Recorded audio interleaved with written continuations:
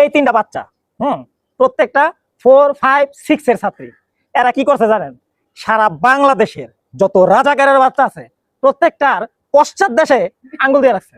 বলেন কি?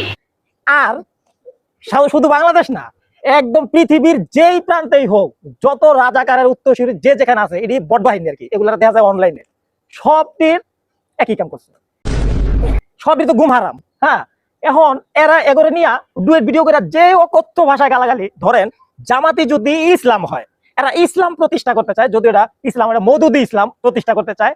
এই মওদুদি ইসলাম যদি প্রতিষ্ঠা করতে মা বোন তুইলা অকথ্য ভাষায় গালাগালি করতে হয়, তাহলে তোর এই মওদুদি শান্তি প্রতিষ্ঠার উপরে ওয়াহ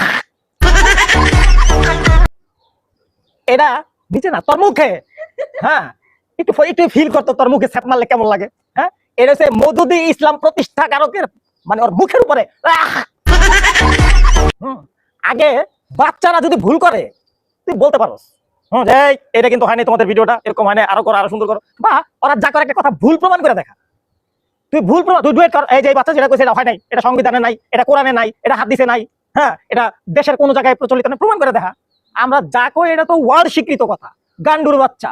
হ্যাঁ, আর এই তিনটা বাচ্চার লোড লইতে পারছ না বেটা, আর হাসিনার লোড কেমনে লবি কর? হ্যাঁ